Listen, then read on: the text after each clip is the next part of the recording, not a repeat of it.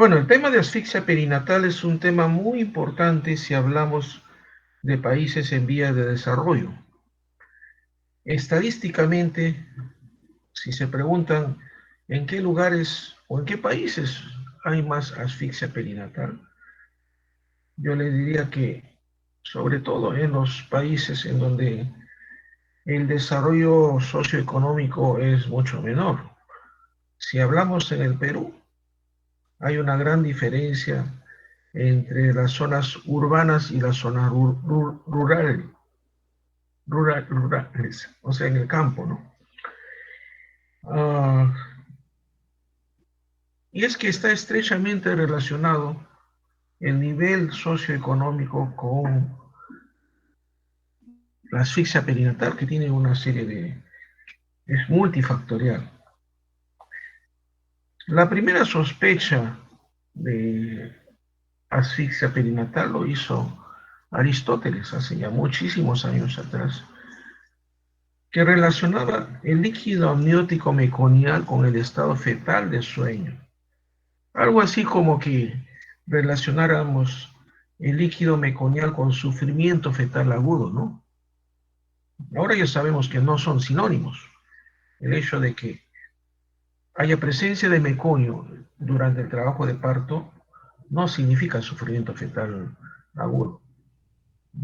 El sufrimiento fetal agudo tiene que ver más con variaciones de la frecuencia cardíaca, sea taquicardia o bradicardia, que puede estar asociado también con un líquido meconiano, ¿no?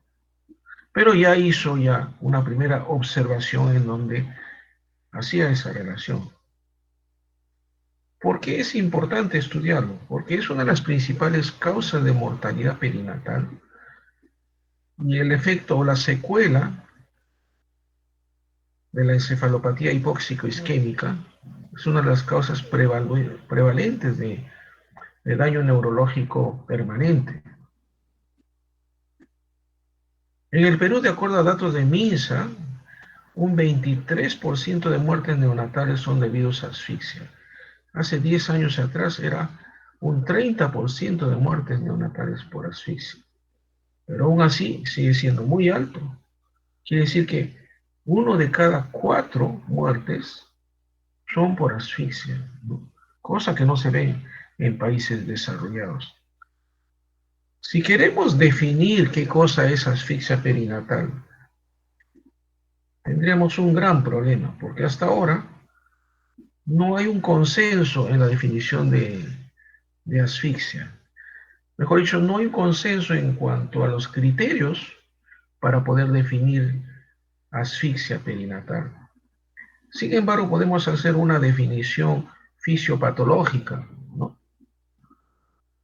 En la que decimos que es una combinación entre algún evento durante el periodo neonatal donde se reduce severamente el aporte de oxígeno a los tejidos, dando lugar a acidosis, y falla en la función de al menos 2 órganos, incluyendo el cerebro, que puede ser corazón, pulmones, riñones, intestino, hígado o hematológico, como efecto de una hipoxia, ¿no? Pero como digo, esto es una definición fisiopatológica. Y en realidad es la encefalopatía hipóxico-isquémica, si ya hablamos restringido al órgano del sistema nervioso central, en la deprivación de oxígeno al cerebro, sea por hipoxia arterial o por isquemia, o generalmente por la presencia de ambos factores. Si vemos brevemente, mire, estamos hablando de estadísticas en hospitales. Estos son hospitales grandes, ¿no? Maternidad de Lima, Hospital Rebagliati, en Tacna, el Hospital Hiporirunano o el Hospital Regional de Trujillo.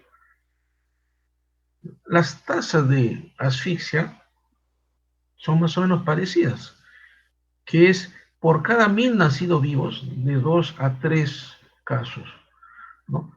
Fíjense, Estamos hablando de asfixia que ocurre dentro del hospital. Pero yo le digo, la mayoría de asfixia no nacen en los hospitales grandes, ¿no? No nacen en el hospital de bariátrica ni en la maternidad. La gran mayoría de asfixia ocurre en los centros periféricos, ya como ya le decía, en las zonas más alejadas. En esas zonas es que ocurren las asfixias y son llevadas a un hospital de referencia. Esto es en relación a un estudio que en el año 2009 se hizo con un financiamiento de la OMS. Entonces, si vemos los factores de riesgo de asfixia perinatal, podemos decir que hay muchos factores de riesgo.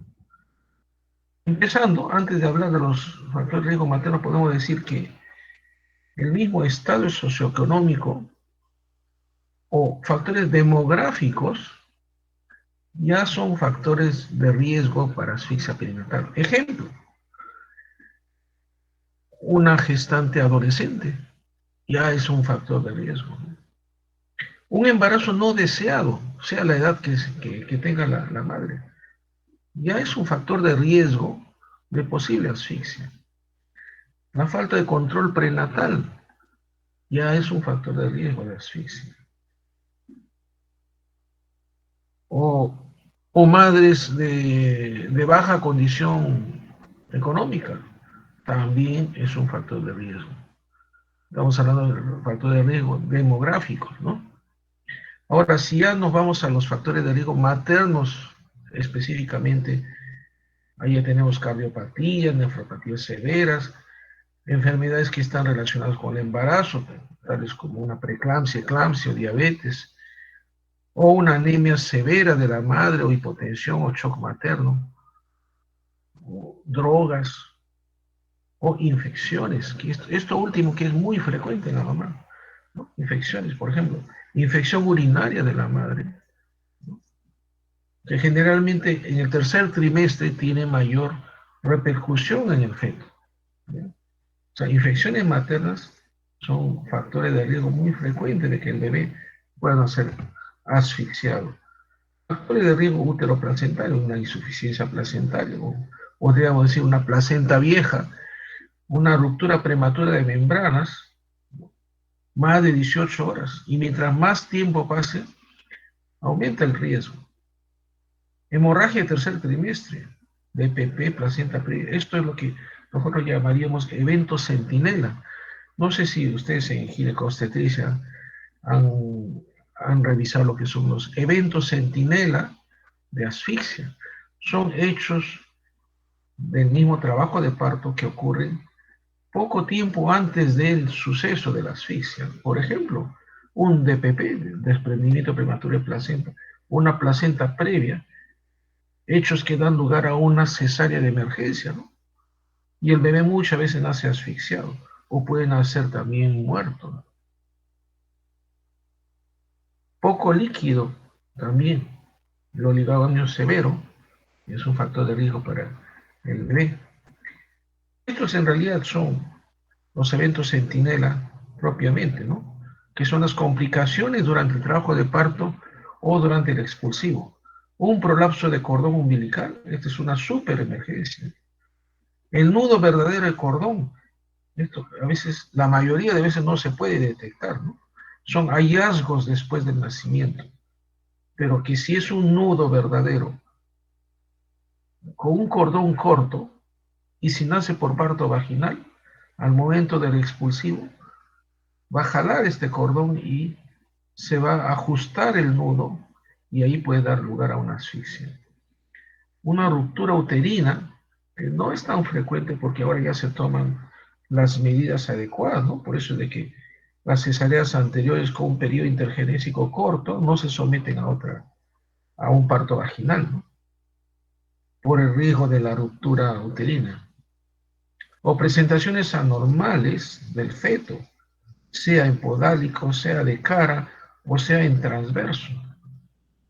Alteraciones de la dinámica uterina, sea que haya aumento de intensidad, frecuencia de contracciones o un periodo de dilatación o un expulsivo prolongado. Y los partos instrumentados, que esto ya cada vez más están en desuso, ¿no? Yo le digo, cuando yo estudiaba, cuando yo hacía mi internado, en el año 85 por ahí, pues era muy frecuente el uso de forceps de salida o el uso de vacuum. Al mes veíamos como 4 o 5 uso de partos instrumentados. Ahora sí es muy, muy inusual el uso, ¿no? Y generalmente lo hacen los médicos asistentes con mucha habilidad o que tienen experiencia.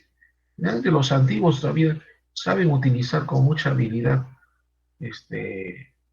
estos instrumentos para sacar al feto.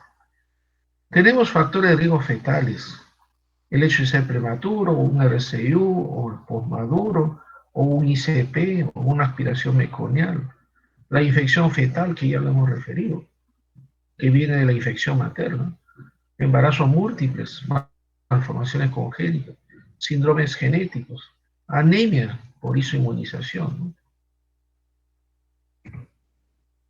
Factores de riesgo postnatales, algunos no lo consideran como asfixia perinatal porque dice que ya nació el bebé, otros sí lo consideran como golpe, que son cardiopatías congénitas severas, trastornos respiratorios graves, entre ellos la membrana hialina, o un apnea recurrente o prolongada.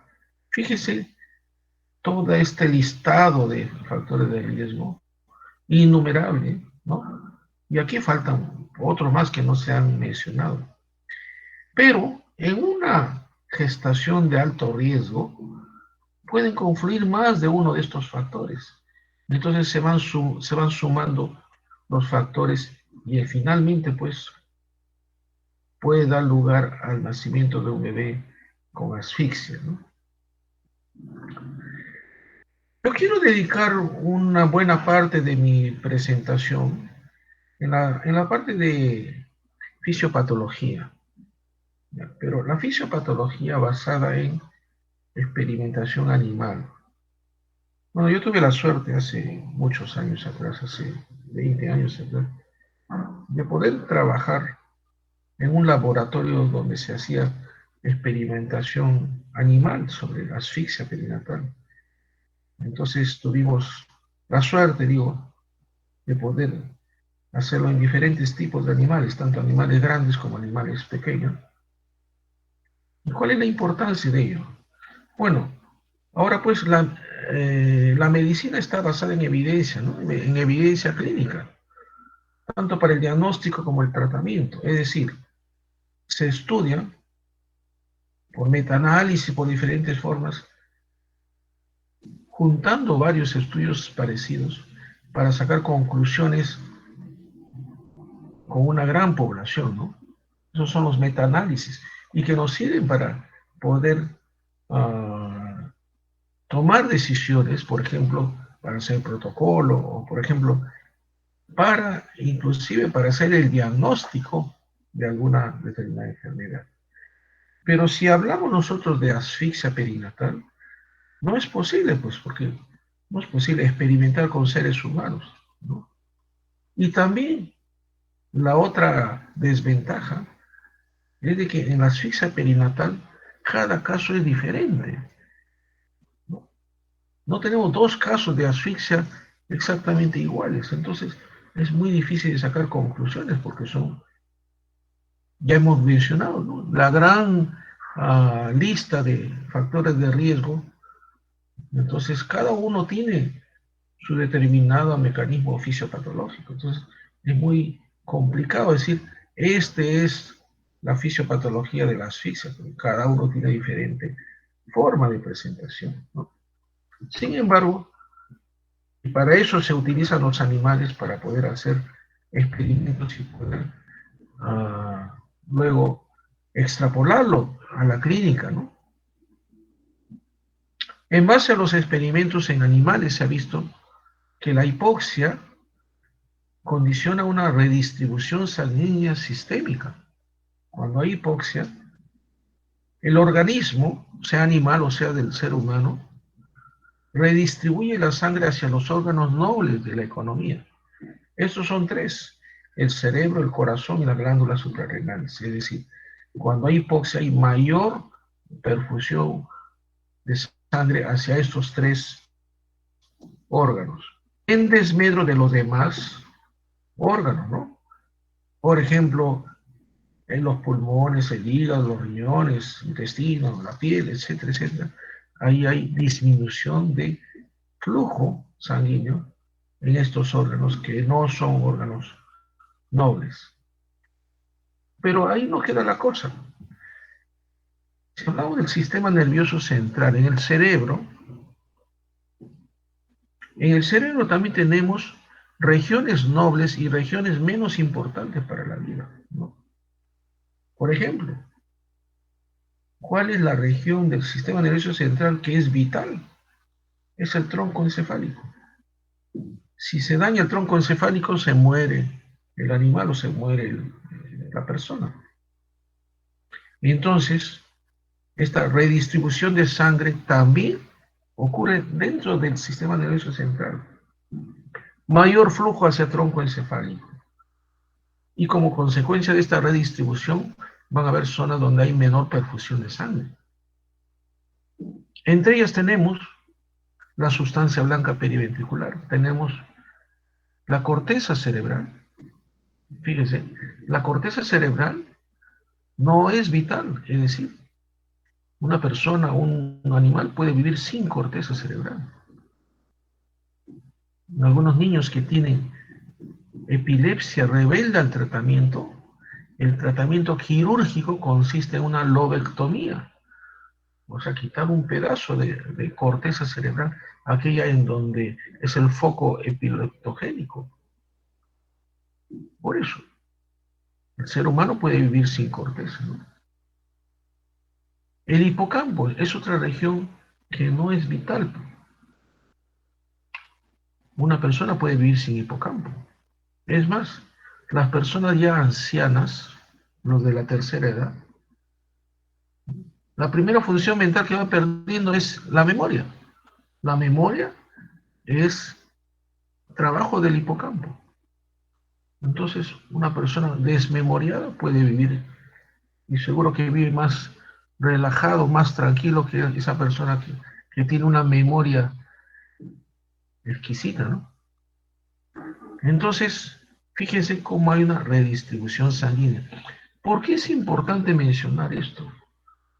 Porque cuando nosotros tenemos ya secuelas de asfixia, y esas secuelas son de diferentes formas y presentaciones, va a depender de la región que ha sido dañada, ¿no? Fíjense la importancia. Si yo veo un niño que tiene parálisis cerebral infantil como consecuencia de la asfixia, este niño, durante la asfixia, tuvo menor perfusión a la sustancia blanca periventricular. Si tenemos un niño que tiene problemas sensorial, por ejemplo, hipoacusia o ceguera, ¿no? O de repente problemas de conducta, es que ha sido dañado esa zona correspondiente a esa función durante la redistribución sanguínea. Es más, tenemos a veces niños que no tienen ni parálisis cerebral, no tienen hipoacusia, no tienen ceguera, no tienen problemas de conducta, hablan muy bien y cuando van al colegio, ahí se pierden, no responden, es decir, no aprenden la, eh, no funciona la parte de las funciones mentales superiores, ¿no? No captan una clase en donde la memoria es básico ahí. El niño para aprender necesita la memoria, utiliza la memoria. Y tal vez ese niño se dañó el hipocampo durante la asfixia perinatal, ¿no? Fíjense entonces cuán importante es ver la parte de anatomía, ¿no? Pero si ustedes me preguntan, ¿yo cómo puedo saber cuando recién nació o al mes, a los 2 meses, qué órgano está dañado? Pues hay muchas cosas que no se pueden predecir o verlo tempranamente, ¿no? Un daño del hipocampo no se puede ver con una resonancia magnética, ¿no? Eso tendría que hacerse una biopsia a nivel del hipocampo, ¿no? Que nunca se va a hacer. Muy bien. Entonces, Un poquito vamos a hablar de qué cosa es lo que hemos hecho en relación a fisiopatología de la asfixia, utilizando ratas de 7 días de edad, que embriológicamente corresponde al desarrollo del niño o del ser humano a término, ya 37, 40 semanas. El desarrollo embriológico corresponde a la rata de 7 días de edad. Entonces, este modelo experimental de asfixia, que se llama de Levy o Levine, como quieran llamarlo, consiste en dos procedimientos. Uno es la isquemia de la arteria carótida, ligando unilateralmente la arteria carótida, y posteriormente hipoxia, sometiéndolo a, a estos animales previamente eh, operados, o sea, que se les ha hecho la isquemia de la arteria carótida, se les somete en una cámara de hipoxia durante 2 horas. Y que después de eso ya los animales se devuelven con la rata madre y se les va sacrificando de acuerdo a un protocolo establecido. Mire, esta es la ratita de 7 días de edad, que para poderle operar primero tenemos que anestesiarlo, ¿verdad? La forma más simple es colocar un algodón embebido en éter y en un frasco de vidrio o de plástico hasta que se duerma, ¿no? Esto es importante, la cantidad de éter, porque si le echa demasiado, se muere, lo podemos matar por la anestesia, ¿no? Entonces se dosifica de manera que este animal esté unos 10 minutos anestesiado, tiempo suficiente para colocarlo de esta manera y poder nosotros ligar la arteria carótida de un lado. Cuando se hace una disección utilizando un microscopio estereoscópico, se localiza primero la tráquea y paralelo a la tráquea a ambos lados corre la arteria carótida, ¿no? Que se diseca y después se hace una ligadura usando sutura de seda. Y entonces se hace una isquemia permanente y luego estos animales ya operados, ¿no?, a los cuales se le ha ligado la arteria carótida, se les coloca dentro de esta cámara de hipoxia, que acá lo vamos a ver mejor, miren, la cámara de hipoxia, que es esto, que está dentro de una incubadora neonatal, ¿no? Entonces, esta cámara de hipoxia, los animalitos están yaciendo porque están todavía anestesiados. En esta cámara de hipoxia, en donde tiene, este es un saturómetro ambiental o un oxímetro ambiental, y acá tenemos un termómetro, ya, para poder monitorizar la temperatura durante la asfixia. Esta cámara de hipoxia, ¿no?, viene por acá este tubo por donde pasa oxígeno hipóxico. Este balón de gas tiene 8% de oxígeno y 92% de nitrógeno. Normalmente nosotros respiramos aire con 21% de oxígeno, ¿no? Entonces, estos animales están en un ambiente con casi la tercera parte de oxígeno. Es un ambiente de hipoxia. Entonces, durante 2 horas lo controlamos a una temperatura, por eso hay un termómetro acá, de 32, 33 grados. Y tenemos acá un oxímetro ambiental en donde está midiendo que el aire que está respirando es de 8%, igualito como lo que contiene el balón preparado, ¿no? Entonces, durante 2 horas. Después de esto, como le dije, se regresa con la rata madre y es sacrificado de acuerdo a un cronograma de tiempo. Este es un espécimen del cerebro, ya, de un cerebro normal, es decir, control, ¿no?, que no ha sido expuesto a asfixia, ¿ya? Miren el color así, rosadito, al cual se le hace un corte, se hace un corte coronal de la mitad un poco hacia atrás. ¿Para qué? Para poder coger al hipocampo.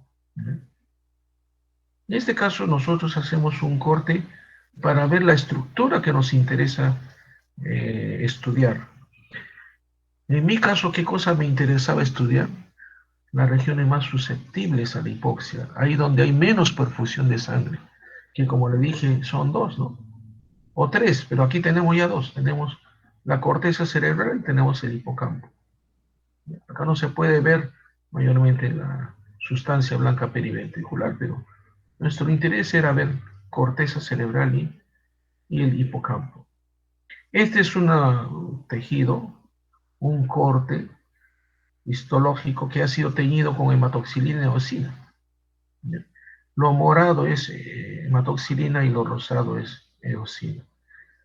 Esta es la fotografía de un cerebro que ha sido ya experimentado. Se le sometió a isquemia más 2 horas de hipoxia en la carótida izquierda, pues ese lado que ha sido dañado.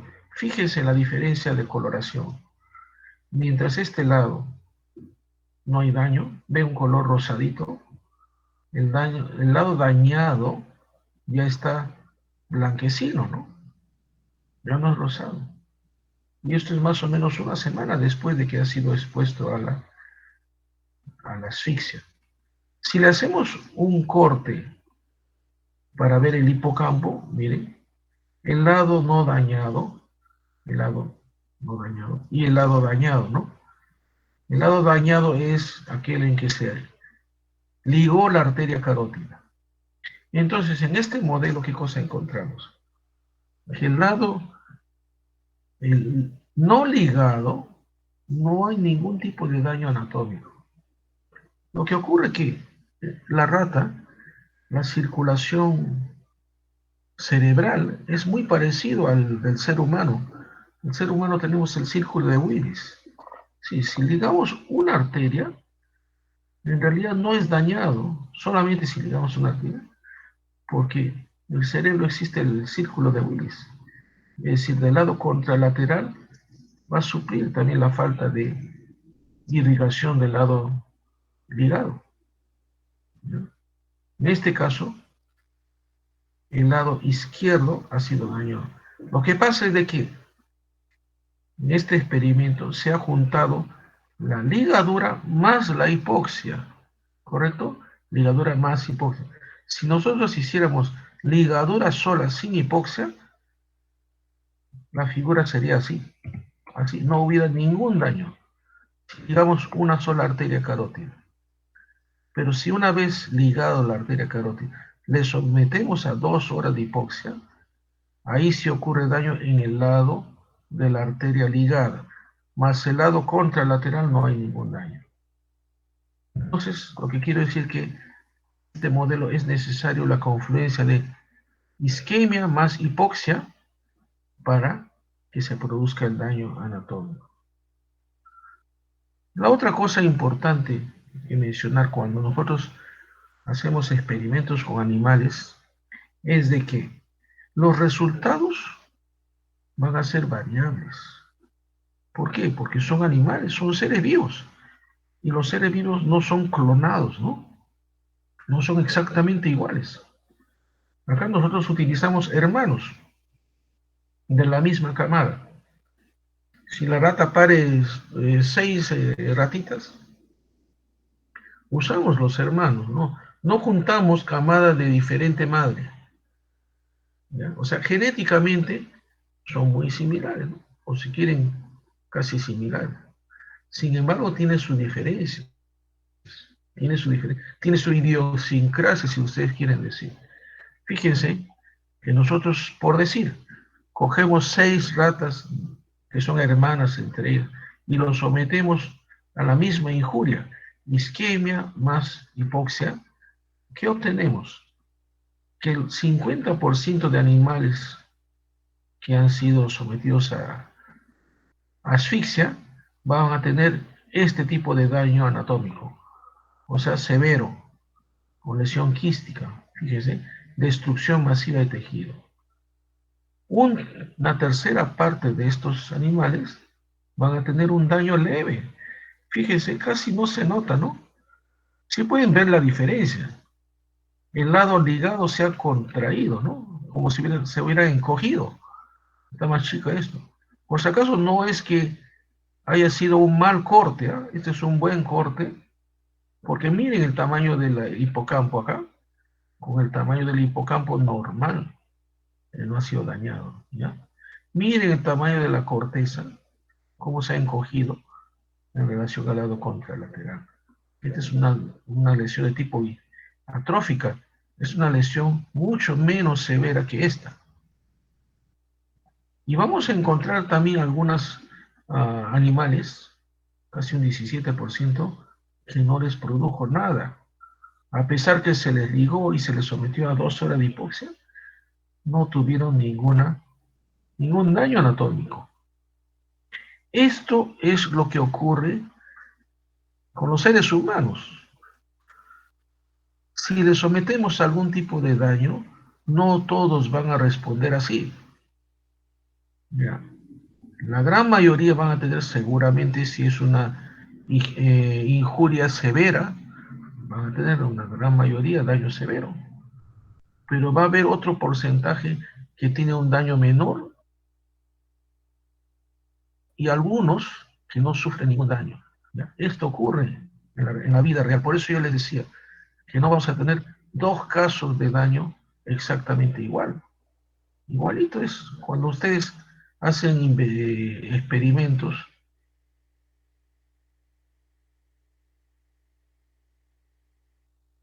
siempre le hacen lo mismo, tener exactamente el tipo de daño similar. Uno va a tomar más porcentaje de corteza, otros más el tálamo, otros menos el hipocampo, etcétera, etcétera. No van a haber dos casos iguales. Y este es ya una visión más, mayor aumento del daño que hemos visto acá. Una lesión moderada, leve a moderada, si vemos la parte del hipocampo, fíjese, un daño muy minúsculo, solamente desaparecieron las neuronas del hipocampo, ¿no? En esta coloración de hematoxilina y eosina, la hematoxilina tiñe las neuronas, esto es lo que está demorado, y aquí desaparecieron. Pero queda la huella, ¿verdad? Queda la huella de este ángulo, pero no hay neuronas, se perdieron, se murieron estas neuronas. ¿Y qué pasó? ¿Por qué se murió solamente esto? ¿Por qué un daño tan leve? Esto es imposible de ver en una resonancia magnética, porque esto es un aumento como de 200 en un microscopio. Este daño puede haber. Los niños que sufren un daño de esta naturaleza, en donde solamente se toma el hipocampo, seguramente deben ser los niños que hasta los 5 años no tienen ninguna evidencia de asfixia y cuando van al colegio no funciona la memoria porque se dañó el hipocampo.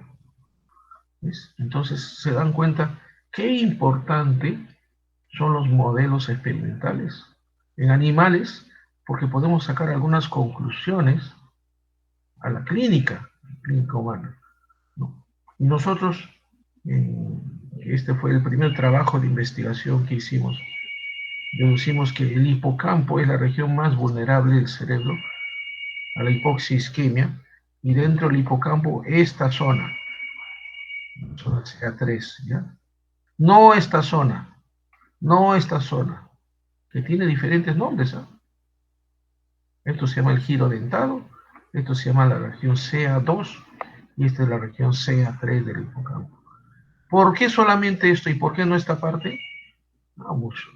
Mucho tiene que ver acá con el desarrollo embriológico, por ejemplo, de los receptores de la glutamina. En este caso, el daño muy selectivo a las neuronas tiene que ver con los neurotransmisores excitatorios del tipo de glutamina. Por eso es de que los receptores que se llama NMDA de la glutamina aquí se han desarrollado más antes que los de acá. No, perdón. Acá demoran en desarrollar los receptores y por lo tanto no, en el lado dañado ya estaba más desarrollado y por tanto sufren el efecto de la estimulación de la sobreliberación de glutamina. Bueno, no vamos a entrar en muchos detalles porque el tema ya es mucho más general, pero vamos a ver diferentes aspectos muy interesantes que podemos sacar como conclusión de los modelos de animales. El segundo punto que quiero ver es qué relación tiene la inmadurez del cerebro con el daño hipóxico isquémico. Si queremos llevarlo ya a la parte práctica, la pregunta sería, ¿es lo mismo el daño que sufre por la asfixia en un bebé prematuro versus un bebé a término? ¿Es igual? O sea, inmadurez cerebral, ¿no? ¿Quién sufre más daño? ¿El bebé prematuro o el bebé a término? ¿O el bebé postérmino? Si, si son sometidos a una injuria de tipo hipóxico. Entonces, el segundo experimento que nosotros hicimos era en relación a la edad de la rata, porque aquí nos está hablando de la maduración cerebral. En ratas de diferentes edades, ya nosotros dijimos que 7 días correspondía a una rata a término, 5 días es una rata prematura y 14 días corresponde embriológicamente al desarrollo de un niño de 2 a 3 años de edad. ¿Ya? Entonces, con diferente desarrollo cerebral, lo sometimos a la misma injuria, lo que hemos dicho, ¿no? Ligar la arteria carótida y después someterlo a 2 horas de hipoxia y después, en diferentes tiempos, lo hemos sacrificado para obtener este resultado. Mire, el resultado es una semana después de la asfixia, ¿ya? El porcentaje de ratas que sufrieron daño cerebral anatómico. Vean ustedes, uno diría, la rata más pequeña es más débil, ¿no? La rata más pequeña, la de 5 días, sufrió menos daño y la rata más grande, la de 14 días, la de 2 semanas, sufrió más daño cerebral debido a asfixia. Entonces, ¿por qué la rata que tiene inmadurez cerebral es más resistente a la injuria hipóxica?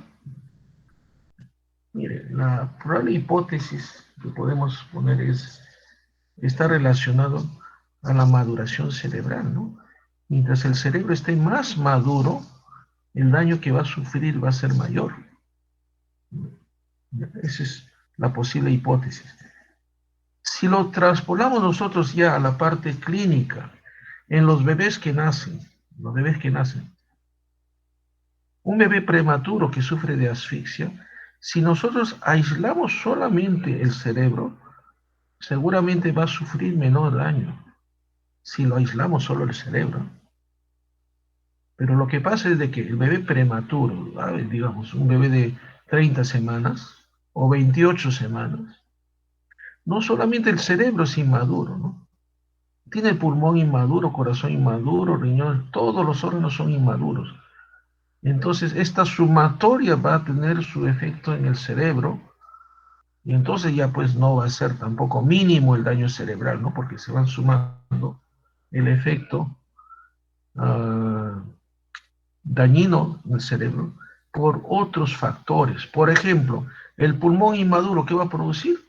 Bueno, va a dar lugar a que el bebé tenga que estar ventilado, va a dar lugar a que sea sometido a hiperoxia, y después vamos a ver cómo la hiperoxia también produce más daño, ¿sí? Y esa sumatoria sí va a dar por resultado seguramente mayor daño cerebral, ¿sí? Y en tercer lugar, la influencia de la temperatura para el daño cerebral hipóxico isquémico.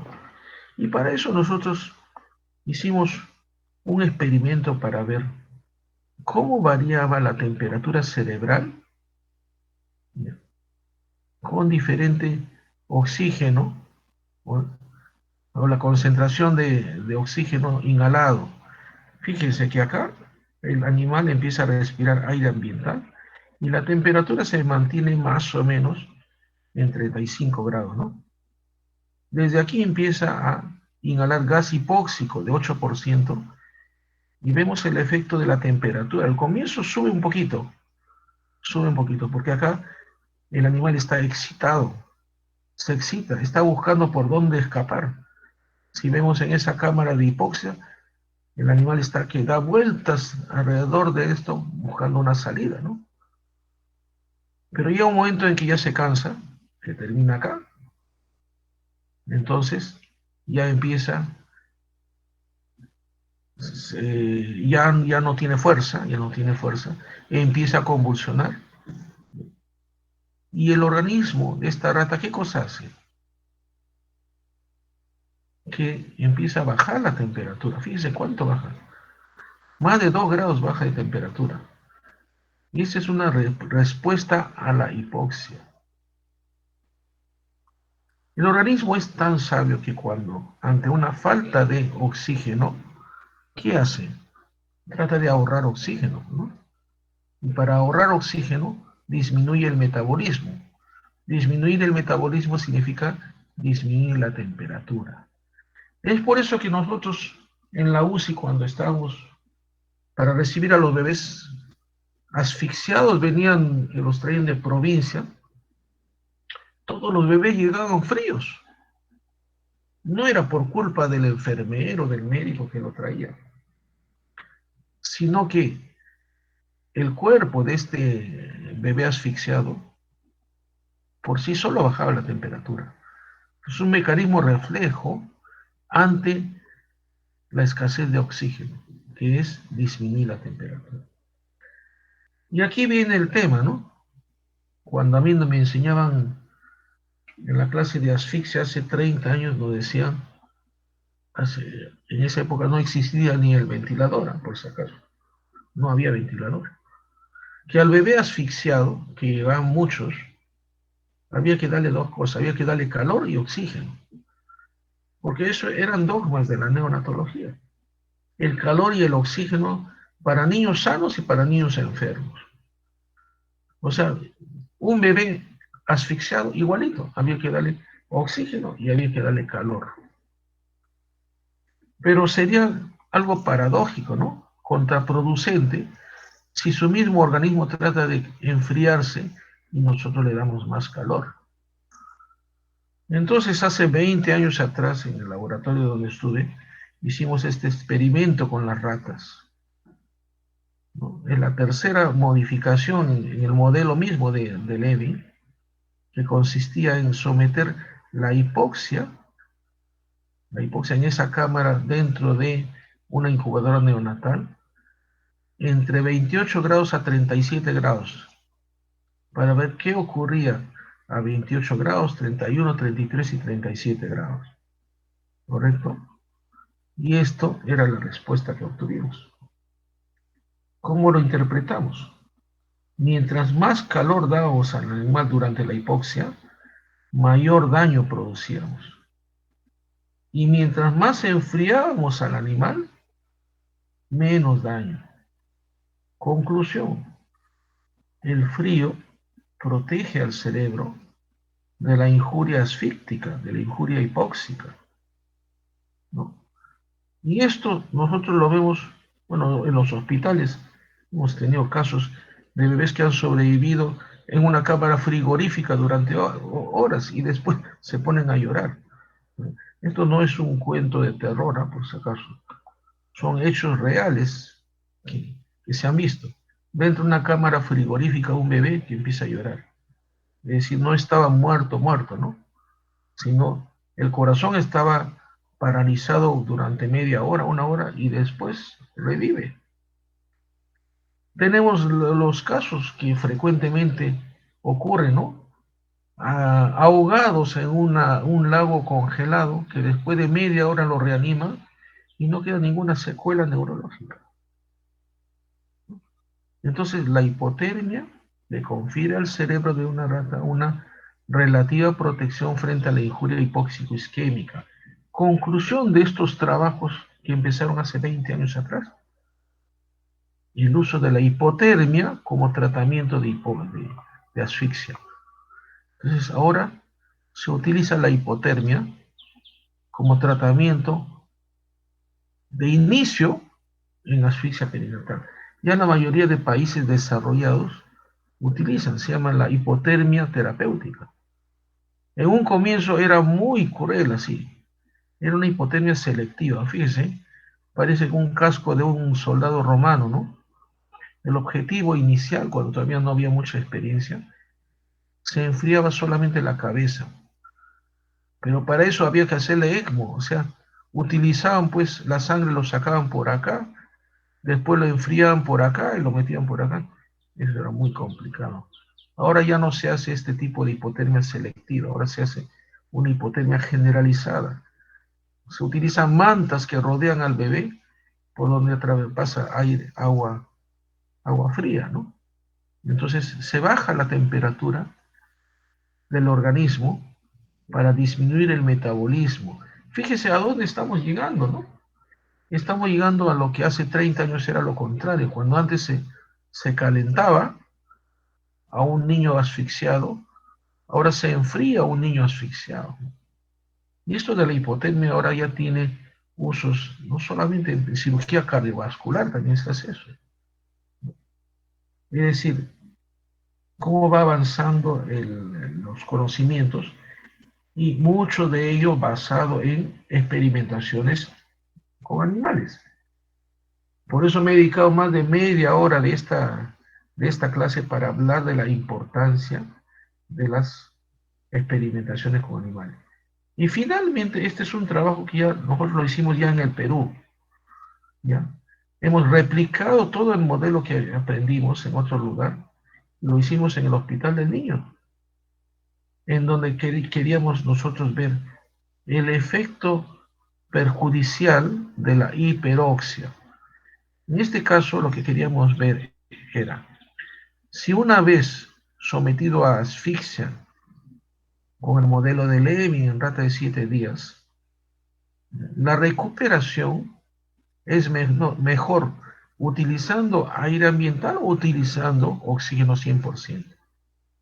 O sea, dándole bastante oxígeno o dándole lo normal de oxígeno del aire ambiental, ¿no? Entonces, para eso que preparamos dos cajas, dos cámaras de hipoxia, en donde después de someterlo a ligadura de la arteria carótida y 2 horas de hipoxia, la recuperación lo hicimos la mitad de los animales con oxígeno 21% y la mitad con oxígeno 100%. ¿Ya? O sea, oxígeno puro y oxígeno ambiental. ¿Cuál creen que ustedes que es el resultado? El hecho de dar más oxígeno no significa que se va a recuperar mejor. Acá tenemos el resultado. El grupo que recibió más oxígeno, 100% de oxígeno, versus 21% de oxígeno. ¿Quién tiene más daño? Con daño en corteza cerebral, 10 versus 3, es decir, mayor daño en la corteza cerebral, el grupo que recibió hiperoxia. Otra conclusión ahora, la reanimación neonatal se hace con oxígeno ambiental. Hace 30 años atrás, no, 20, 15 años atrás, cuando yo recién empezaba a trabajar, el manual de RCP decía utilizar oxígeno 100% en la reanimación neonatal. O sea, para el AMBU teníamos que colocarle oxígeno 100% y encima el reservorio de oxígeno, es decir, para concentrar más el oxígeno. Porque se decía que era importante darle oxígeno puro. Ahora la evidencia dice que el oxígeno puro puede producir más daño cerebral. Entonces se evita la hiperoxia, ¿ya? Entonces lo que se trata es usar aire ambiental de inicio. Ya cuando no hay respuesta, se va incrementando gradualmente, gradualmente. No se pasa de 21 a 100%.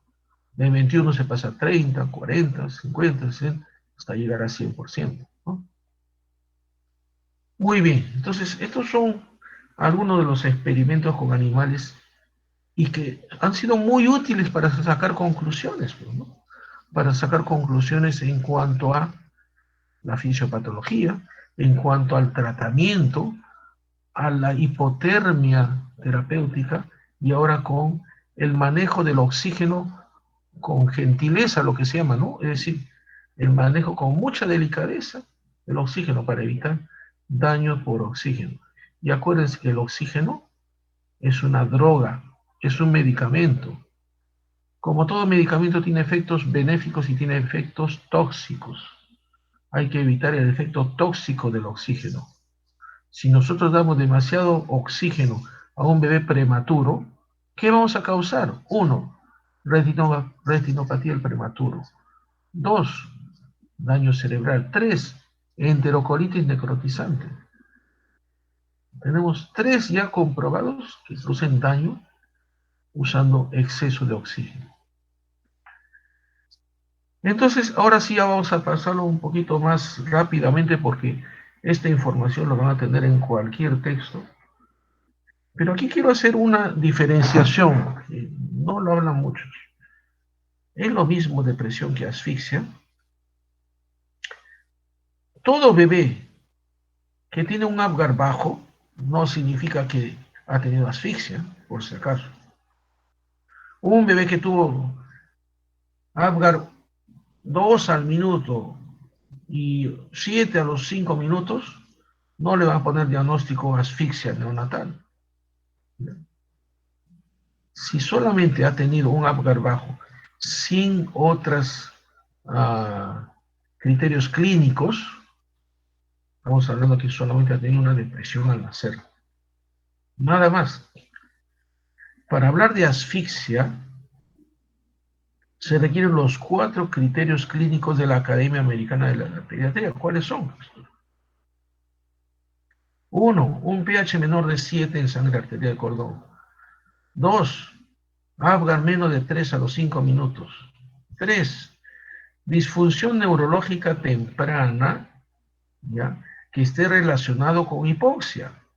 Por ejemplo, convulsiones, por ejemplo, hipotonía o hipertonía, o por ejemplo, alteración del sensorio, somnolencia, estupor, coma, u otro signo de encefalopatía hipóxico-isquémica, como que imposibilidad de respirar, por ejemplo, que es un daño a nivel central de la respiración, que requiere ventilador, ¿ya? Es una disfunción neurológica relacionada a hipoxia. Por ejemplo, imposibilidad de lactar, de succionar, que también compromete a nivel central, el centro de la succión. Entonces, bebé que no puede succionar, bebé que no puede respirar, también son signos de disfunción neurológica relacionada a hipoxia. Y el cuarto criterio es evidencia de falla en más de un órgano, lo que dijimos, ¿no? Más de un órgano, o lo que quiere decir, una falla multisistémica. Suficiente que haya 2 órganos comprometidos, ya es multisistémico. ¿Ya? Entonces, por ejemplo, se dañó el cerebro y tuvo también una miocarditis, daño del corazón, ¿no? O tuvo una insuficiencia renal, daño renal, o un NEC, daño intestino. Es decir, cerebro más otro órgano ya es falla multisistémica. Se requieren los 4 criterios para decir bebé con asfixia. Ojo, entonces no solamente es el puntaje de Apgar, ¿no? Acá es un solo criterio, ¿ya? Ahora ustedes me van a decir, ¿acaso todos los bebés que nacen asfixiados se les saca sangre de cordón para ver el pH? No, porque nuestra prioridad es reanimar, ¿no? No vamos a poner a sacar sangre para ver el criterio de asfixia. Bueno, lo puede hacer tal vez si hay 3 personas dentro de la sala de parto, ¿no? 2 están reanimando y el tercero podría estar sacándole muestra de sangre arterial. Pero también es válido una muestra del bebé en los primeros 30 minutos de nacido. Si en los primeros 30 minutos de nacido le sacan una sangre, es compatible para hablar de que es parecido a sangre arterial del cordón. Exámenes complementarios, le voy a decir en pocas palabras, no son muy útiles, ¿ya? La ecografía cerebral no es útil porque todos los bebés asfixiados, ¿qué cosa tienen? Edema marcado del cerebro. Entonces no se puede ver nada, todo está edematoso.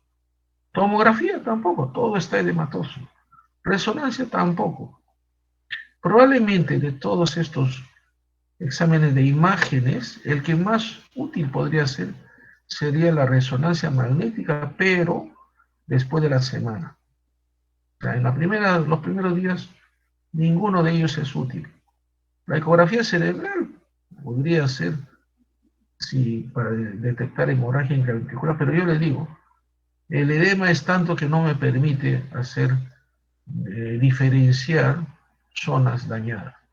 El electroencefalograma, esto es útil, pero no el electroencefalograma normal, sino aquella que me permite lo que se llama un monitoreo cerebral. ¿Por qué? Después vamos a ver en la hipotermia terapéutica, uno de los criterios para que entre es de que debe tener, esto detecta las epilepsias o convulsiones, a veces que no se visualizan, que solamente se ve en el electroencefalograma. Marcadores bioquímicos, olvídense, no hay ningún marcador que me sea útil, ¿ya? Ni el DHL, ni el lactato, no son útiles. Perfil bioquímico, esto me va a servir para ver las complicaciones, más que nada las complicaciones, pero no me hace el diagnóstico de asfixia. Igual los gases arteriales para ver el tema respiratorio, el hemograma, recuerden, para ver tal vez si hay también asociado infección. Entonces, en el manejo de la asfixia perinatal, en principio no existe un tratamiento específico. La asfixia perinatal produce una cascada inmensa, una gran cascada en todos los canales, habidos y por haber.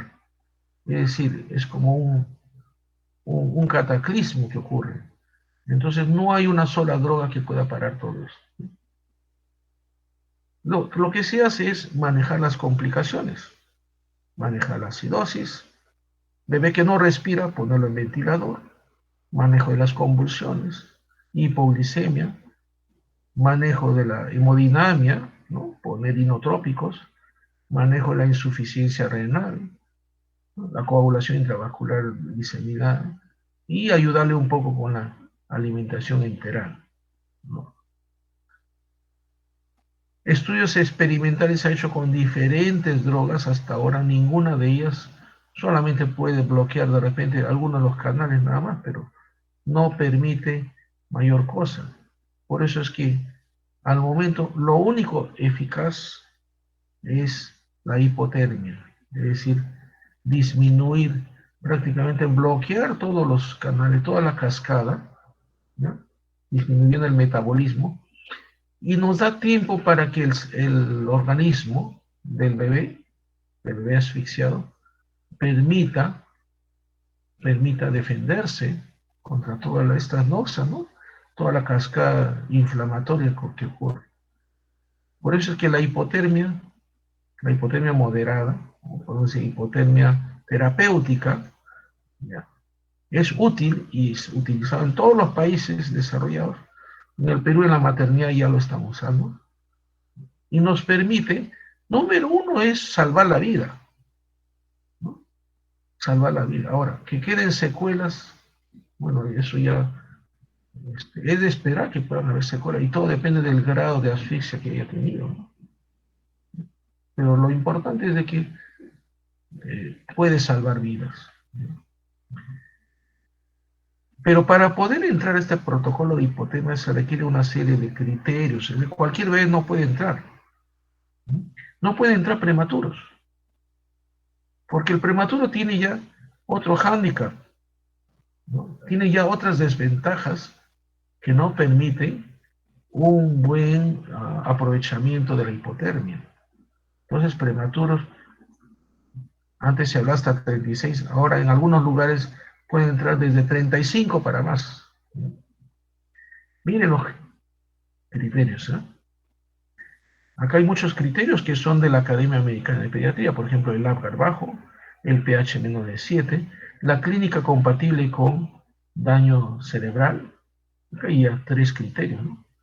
Tenemos 3 criterios de la Academia Americana de Pediatría que están dentro de los criterios para que pueda entrar a hipotermia.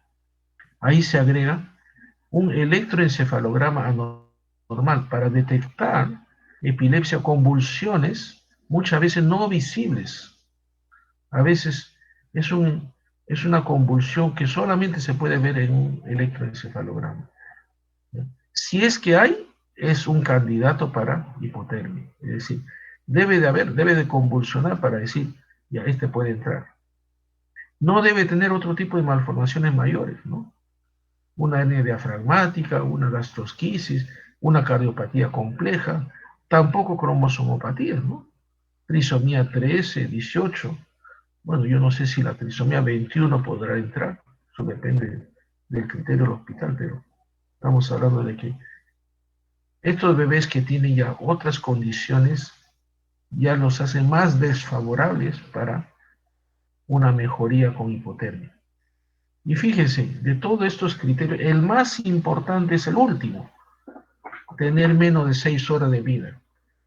¿Por qué? Yo le dije al comienzo, ¿no? En la mayoría de los hospitales grandes, la tasa de asfixia es por cada 1000 nacidos vivos, 2 o 3 nada más. Y que todos los asfixiados vienen de las zonas pobres, de las zonas periféricas. Entonces, si nace un bebé en la selva, en Pucallpa, en Tarapoto, en Iquitos, lo traen en avión, ¿no? Tiene que llegar antes de las 6 horas de nacido, 6 horas de vida postnatal, para que sea candidato a entrar a la hipotermia. Porque se considera que las 6 horas, las 6 primeras horas, es el periodo de ventana donde se puede tener resultado exitoso de la hipotermia. Si tiene 12, 24 horas de vida, ya no, pues ya pasó el periodo de, ¿no? Por más que lo pongan en hipotermia, ya no tiene efecto, ¿no? Bueno, este es el procedimiento. Ya no podemos hablar mucho porque el tiempo pasa. Eh, y la otra cosa que sí quiero mencionar es lo siguiente, porque ustedes van a hacer su serum y en el serum seguramente le van a hacer algún bebé asfixiado, ¿ya? Y lo van a tener que referir a un centro donde haya pues un hospital o donde haya una UCI neonatal o donde haya por lo menos un servicio de neonatología. Y no van a hacer porque escucharon mi clase decir hay que enfriarlo y mandarlo al hospital de referencia, ¿no?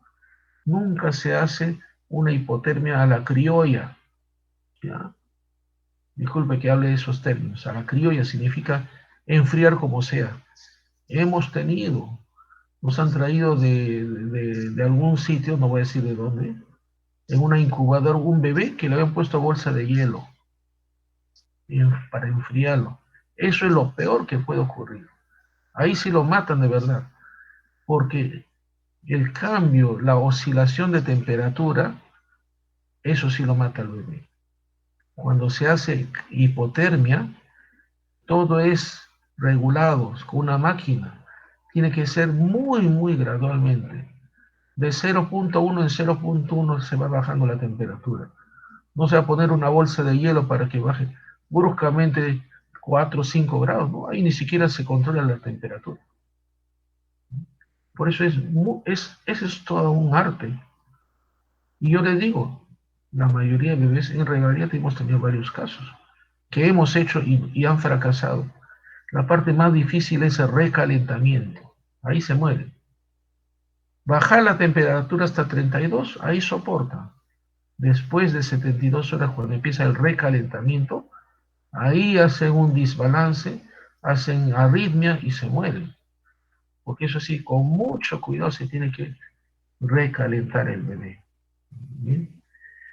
Ya, yo creo que esto ya está de más, un poco de la mortalidad. Como, miren, estadística de salud y estadística de MINSA. como en Minsa, estamos hablando de estrato socioeconómico, ¿no? En salud, pues, la población que se atiende es de clase media. En Minsa es la clase media y baja, ¿no?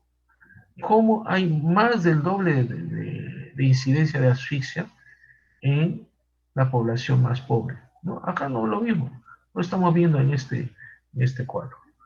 Muy bien, aquí terminamos entonces esta primera clase. ¿Alguna pregunta?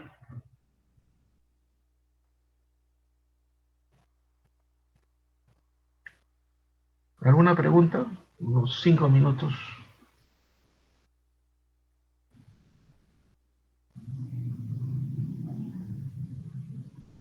Ninguna. Por si acaso me están escuchando, ¿no? No voy a ser que esté hablando solo.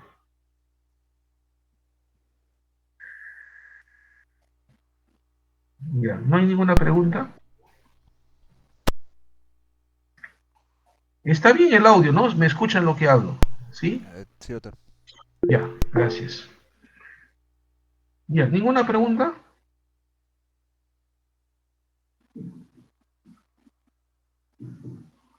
Bueno, si tienen alguna pregunta después ya me lo pueden hacer ya en forma personal, de repente a mi correo o a mi WhatsApp. Bueno, ya. Vamos a hacer la segunda clase, que esto así va a ser más corto. Como dije, la primera clase de asfixia lo he tenido que reducir de 2 horas, antes mi clase duraba 2 horas. Lo he tenido que recortar bastante. Pero bueno, el segundo tema que vamos a tratar va a ser trauma al nacimiento o trauma obstétrico.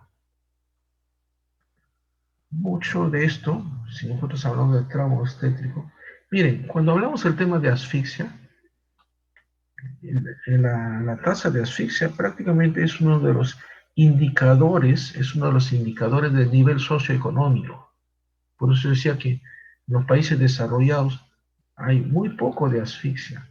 Y al contrario, ellos incluyen dentro del diagnóstico de asfixia los bebés prematuros de 23, 24 semanas que se mueren por asfixia. Ahí incluyen estos bebés, ¿no? Los prematuros que en nuestro medio ni siquiera los reanimamos, pero a ellos se les muere y los ponen ahí, ¿no? Fíjense con, o sea, ya se refiere a otro tipo de asfixia, ¿no? Es una asfixia de un bebé inmaduro, pero lamentablemente nosotros tenemos asfixia de bebés a término. Esto sí es increíble, ¿no? De bebés a término que se mueren por asfixia. No estamos considerando los bebés prematuros que se mueren por asfixia, porque ahí pues duplicaríamos más los números. Lamentablemente en el Perú, si hablamos de niños a término, o si quieren, más de 2,5 kilos, que casi representan una tercera parte, o no, no tercera parte, casi hasta la mitad de las muertes. Mientras que en otros países el 90% de mortalidad neonatal son los prematuros, en nuestro medio, un 50% o un poco más se mueren bebés a término, ¿no? Eso sí es increíble, ¿no? Y las causas de muerte de bebés a término son en primer lugar asfixia y en segundo lugar infecciones, sepsis neonatal. En los países desarrollados la muerte, ¿ya? La primera causa de muerte es complicación de un bebé prematuro extremo y la segunda causa son las malformaciones congénitas. El trauma perinatal obstétrico, el trauma al nacer, es un indicador de calidad de atención. Fíjese, ahora estamos hablando ya de otro tema. No estamos hablando acá de nivel socioeconómico. El trauma al nacer nos habla de como un indicador de calidad de atención, lo cual quiere decir que mientras un hospital tenga mayor calidad de atención, atienda mejor, va a disminuir el trauma obstétrico. Bueno, si queremos hacer una definición de trauma obstétrico, es una lesión o bien del organismo o de una estructura del organismo, en el recién nacido, producida por influencias negativas que tuvieron lugar durante el parto, y que puede ser por acción o por inacción u omisión, ¿no? Por actuar en forma indebida o por no actuar. Entonces, estas lesiones se pueden desarrollar en el parto, durante el parto o por maniobras para extraer al bebé.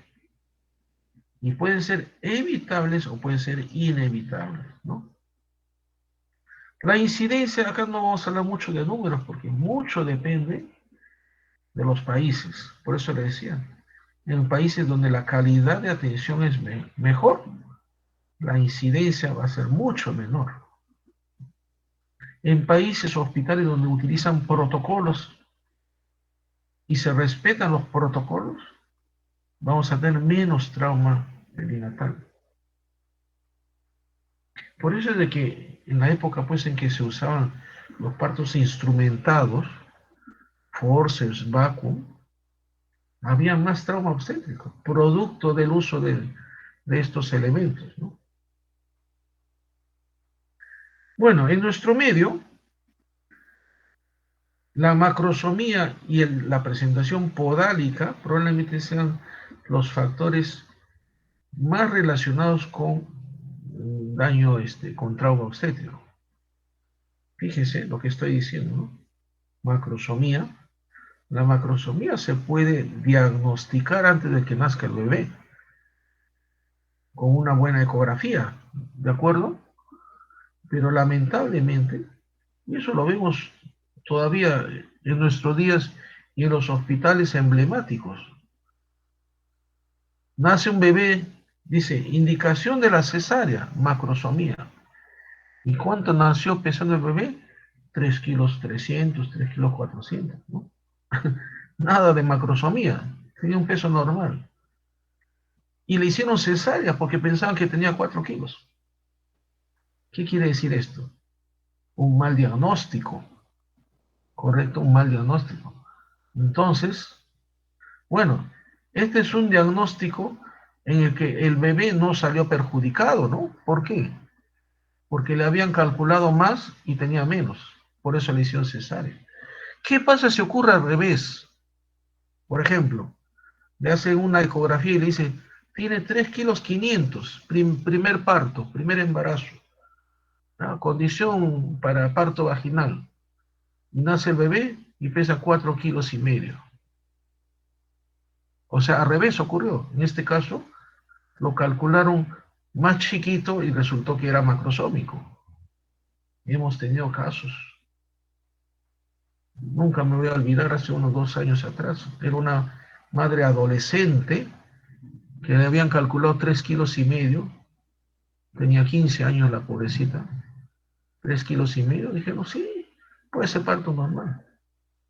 Total, salió el bebé, se rasgó, se murió el bebé, pesó 4 kilos y medio. ¿Se dan cuenta? ¿Se dan cuenta cómo un error de ese tipo da lugar a un trauma obstétrico con muerte, ¿eh? Con muerte?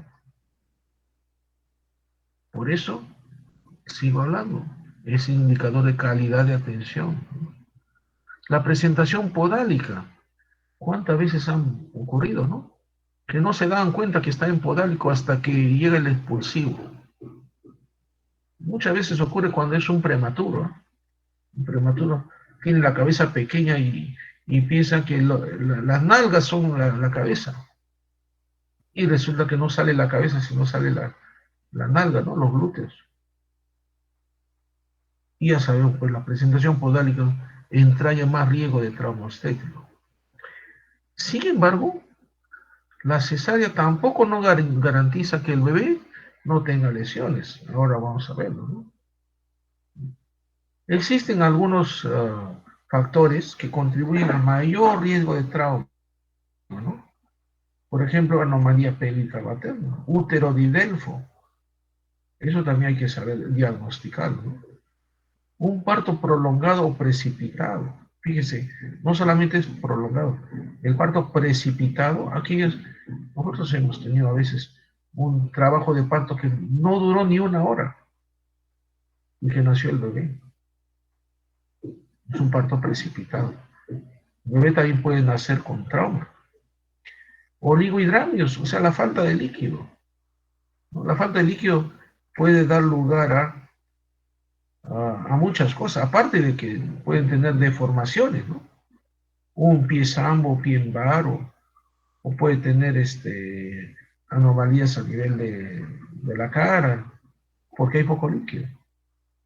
Distosia de presentación, o una prematuridad extrema o una macrosomía fetal, o las anomalías fetales. Hemos tenido un caso en que se le hizo un trabajo de parto vaginal sin saber que tenía hidrocefalia. Imagínense, sin saber que tenía hidrocefalia, trataban de sacarlo por vía vaginal, que nunca va a salir, ¿no? Primero se muere el bebé. A ver, vamos a pasar alguna de estas lesiones. Vamos a señalar las que son más importantes, ¿ya? Las petequias en realidad no son tan importantes, algunos, la mayoría no lo consideran como un trauma obstétrico, que puede aparecer en cualquier parte del cuerpo, ¿no? Y que son causadas por un aumento brusco en la presión intratorácica y venosa durante el expulsivo. En el caso a veces de circular de cordón en el cuello, aparece lo que se llama la máscara equimótica. No sé si la máscara equimótica. Esto ya no sería petequia, ¿no? Esto sería una equimosis.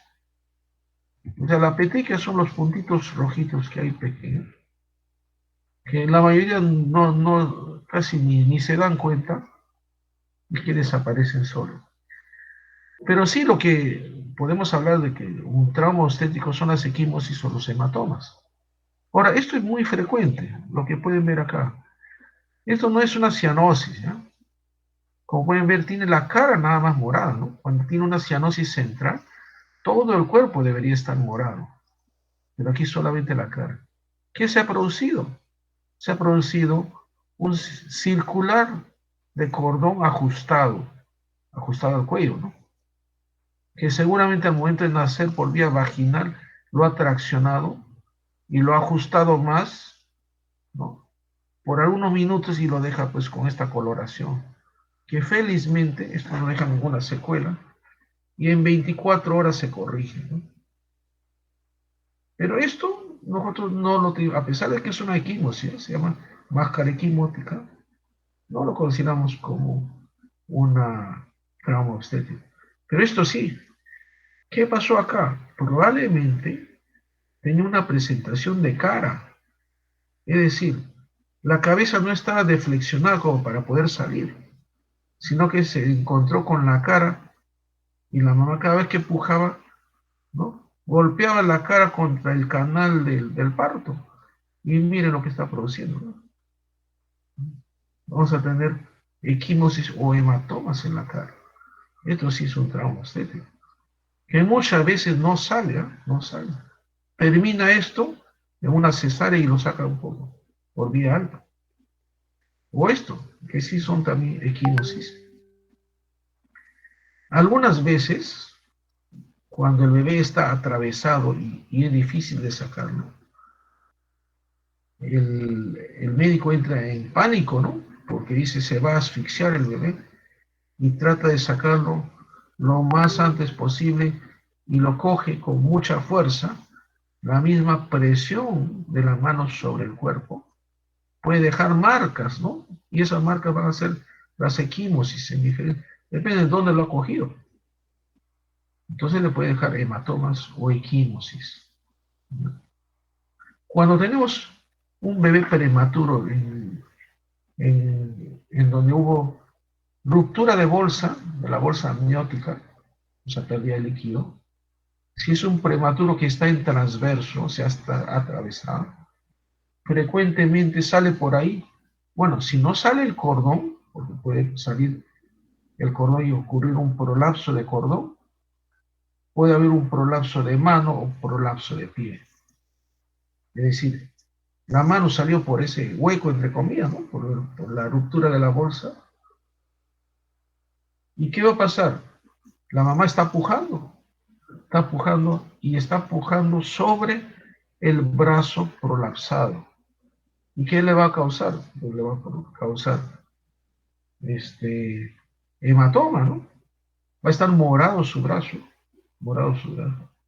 o su pie, depende de qué cosa lo que está prolapsado, ¿no? En algunos casos puede producir anemia, ¿no?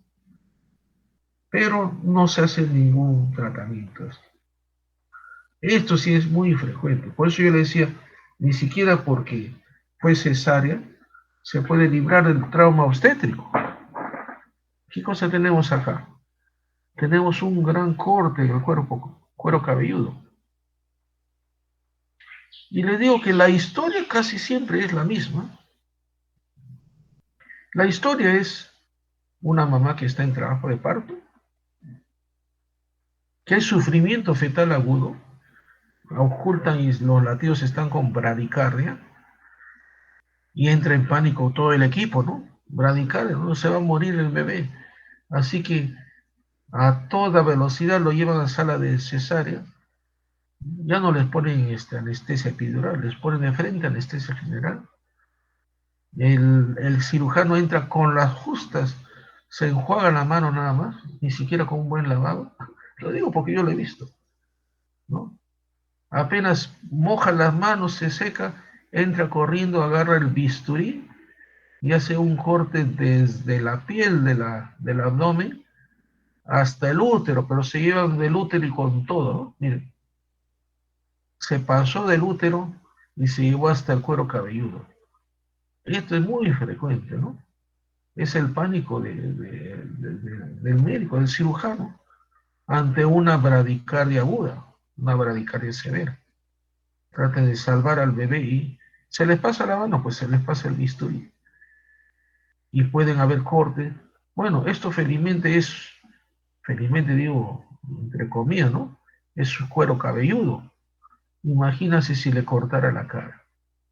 Hemos tenido casos. Y muy frecuentemente, dependiendo de la posición, también las nalgas. Corten las nalgas también hemos visto con frecuencia, ¿no? Pero lo peor sería pues en la cara, ¿no? Le deja una marca para toda la vida. Sobre todo si es un corte, un corte profundo, ¿no? Este corte, por ejemplo, esto requiere sutura. No solamente es afrontamiento, en algunos casos se le pone ahí como un esparadrapo especial, como una cinta adhesiva, y se afronta nada más, ¿no? Porque ese es un corte limpio, ¿no? Es un corte de bisturí. Sin embargo, si es profundo, y hay que ponerle sutura. Y le digo que esto es muy frecuente. ¿Qué hay que hacer? Hay que examinarlo bien. El bebé cuando recién nace muy pocas veces examinamos toda la cabeza, ¿no?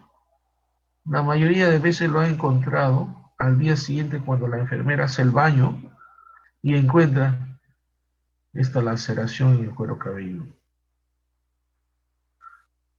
Tenemos otro tipo de trauma, por ejemplo, hemorragias intracraneales o hemorragias extracraneales. Las más frecuentes son las hemorragias extracraneales de este tipo, que son los dos más frecuentes, caput sucedáneo y céfalohematoma. Cuando ustedes hagan su internado y van a estar en sala de partos, van a recibir a bebés, muy frecuentemente van a encontrar estos dos tipos, el caput y el céfalohematoma. Fíjense la diferencia, hay que saber diferenciarlo, ¿no? En primer lugar, la zona donde ocurre. El más superficial es el caput. Hay un acúmulo de líquido seroso, no es sangre, seroso, que está por fuera del hueso. Esto plomo es el periósteo. Está por fuera del periósteo. Como está fuera del periósteo, no respeta la línea media. Entonces, es una tumoración que atraviesa, que puede atravesar la línea. Ahora, puede haber un caput que está localizado en un solo lado también, ¿no? Probablemente la mayoría atraviesan la línea media, ¿no? como está por fuera del hueso, es muy blando. Ustedes presionan y dejan como una fovea, en el caso de edema, algo así parecido, deja una marca, ¿correcto? Esto se resuelve en pocos días, en menos de una semana se resuelve. ¿Dónde está localizado? Está localizado por debajo del celular subcutáneo del cuero cabelludo, ¿ya? Y por encima de la aponeurosis del cuero cabelludo, por encima. El cefalohematoma, miren, cefalohematoma, acá está el periósteo, está por dentro del periósteo, o sea, dentro del hueso. Contenido es diferente, ¿no? Este es seroso, este es hemático. Como su mismo nombre lo dice, hematoma, es hemático. Como está por debajo del hueso, respeta la línea media. Nunca atraviesa la línea media. La localización, miren ustedes, está por debajo del periósteo. Es más duro, porque ustedes van a encontrar primero el periósteo, ¿no? Entonces, esto es más duro que esto. Esto demora en reabsorberse. Y a veces nunca se reabsorbe al 100%, ¿no? Quedan a veces restos que se calcifican y se queda como un cefalohematoma calcificado, ¿ya? A ver, entonces vamos a ver con detalle uno por uno. El caput, colección serosa, extraperióstica entre el tejido celular subcutáneo del cuero cabelludo y la aponeurosis del cuero cabelludo, ¿no? Bordes mal definidos, se extiende más allá de la línea media y cruza la línea de sutura. Se extiende sobre la parte de presentación del cuero cabelludo y puede asociarse con moldeamiento, ¿ya? La lesión se resuelve espontáneamente en pocos días y rara vez provoca pérdidas sanguíneas significativas o ictericia. No, no rara vez, o sea, nunca hay pérdida de sangre. Esto es líquido seroso, ¿no? Correcto. Bueno, acá cuando se usó el vacuum ya es otra cosa, es otro tema. Les dije acá, miren, deja una huella, ¿no? El caput. El moldeamiento es cuando, debido al pasaje por el canal del parto, tiene esta forma un poco alargada del cráneo, ya que esto después poco a poco se va normalizando. En el cefalohematoma, ¿ya? Es una colección de sangre subperióstico, o sea, debajo del periósteo. Está circunscrito a un hueso cráneo, por eso siempre respeta la línea de sutura, nunca atraviesa la línea media. Puede haber ictericia significativa, pero después de la semana, cuando ya se reabsorbe la hemoglobina y la bilirrubina, ¿no? Bueno, rara vez se puede haber fractura de cráneo, puede persistir, como le dije, más tiempo, ¿no? Hasta 2 o 3 meses. En ocasiones queda como una calcificación, ¿no? No hay un tratamiento, o sea, si solito se reabsorbe. En este caso tenemos un cefalohematoma bilateral, 1 y 2. Y esto es cuando se calcifica, miren, 1 y 2. Se queda ya para toda la vida, ¿no? Bueno, pero felizmente, pues eso se camufla con el cuero cabelludo, ¿no? Bueno, no vamos a hablar mucho de la hemorragia subgaleal porque es mucho más raro, ¿ya? Dentro de las hemorragias intracraneales, ¿ya? Hemos hablado extracraneal, ¿ya? Acá está el cerebro, ¿ya? Extracraneal. Ahora, en las intracraneales es ya por dentro del hueso. Tenemos que diferenciarlo si es en bebé a término o en bebé prematuro. El bebé a término cae, ya no lo vemos porque esto era frecuente cuando se usaban los partos instrumentados, el vacuum, el forceps, ¿no? Pero ahora sí vemos frecuentemente en el prematuro, y el prematuro de esta forma, los intraventriculares. En los intraventriculares, no lo he descrito, pero vamos a hablar un poquito de las hemorragias intraventriculares. Se produce por un cambio brusco de presión, tanto arterial o venoso, en el cerebro todavía en formación, ¿ya? O sea, es un cerebro inmaduro. El cerebro inmaduro tiene estructuras neuronales inmaduras, tiene estructuras vasculares todavía inmaduros, o sea, una vascularización del cerebro inmaduro y fáciles de romperse, ¿no? Fáciles de producir hemorragia. Muy lábil a los cambios de presión. Por ejemplo, ¿qué tipo de presión? Intubación, extracción de sangre, transfusión de sangre, punción lumbar, administración de nutrición parenteral, cateterización de venas, arterias umbilicales. Todo eso son procedimientos invasivos que pueden dar lugar a hemorragia intraventricular. Pero más que eso, puede ser hasta un cambio de presión debido a un parto vaginal. Un parto vaginal. Y esa es la razón por la que muchos de los bebés prematuros, sobre todo los prematuros extremos, ¿no?, menores de 32 o 30 semanas, se prefiere parto por cesárea. ¿Por qué parto por cesárea?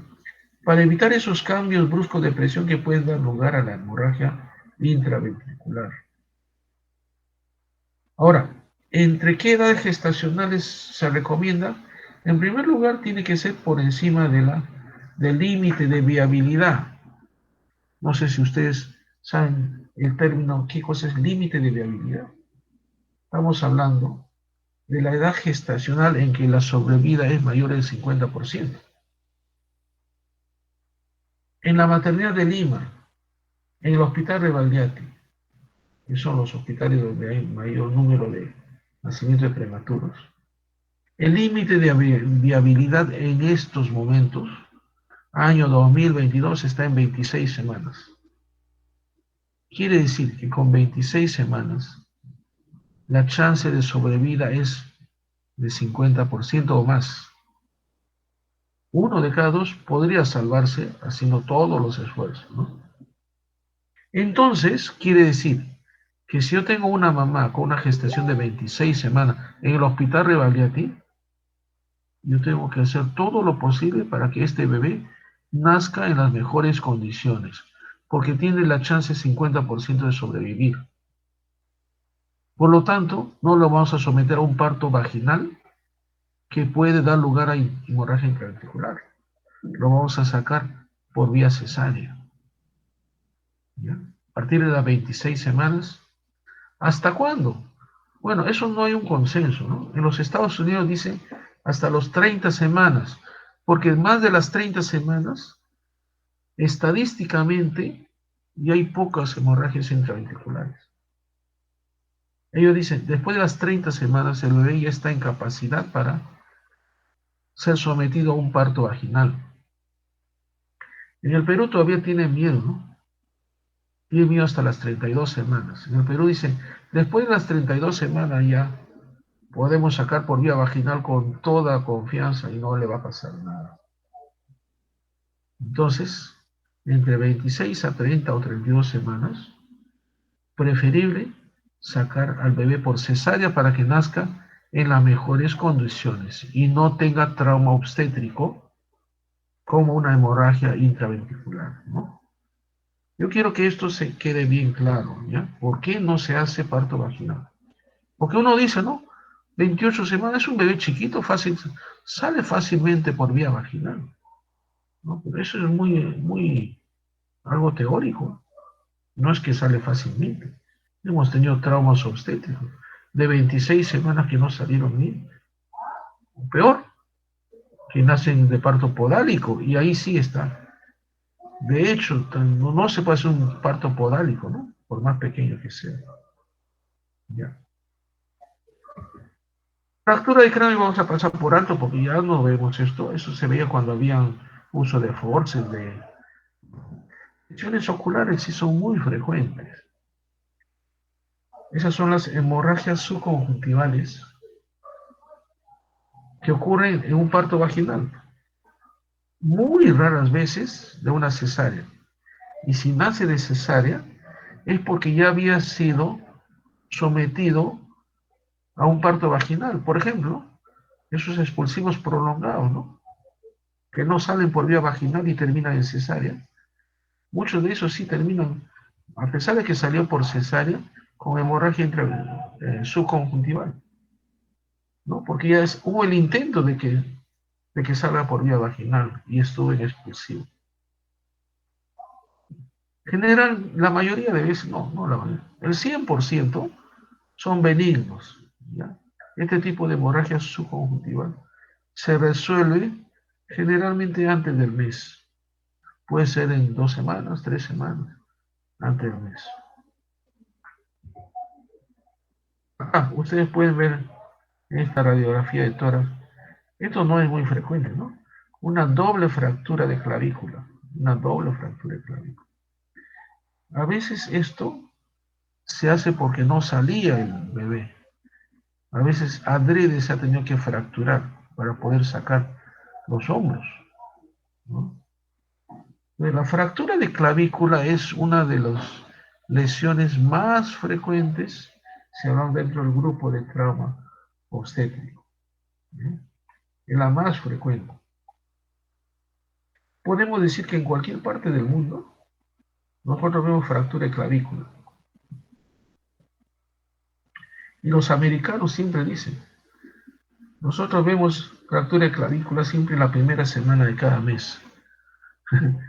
Hasta hacen estadística por semana. Y la explicación es fácil, ¿no? A comienzo de mes hay rotación de internos, rotación de residentes, a veces entran asistentes nuevos, entonces todavía no tienen la habilidad de manejar un trabajo de parto vaginal, ¿no? Sobre todo internos, ¿no? Que entran el primer mes, ellos cada 3 meses van rotando. Pero siempre en la primera semana, pues, en donde hay menos habilidad, todavía no tienen experiencia, ¿no? Entonces, la fractura de clavícula es uno de los indicadores de calidad de atención.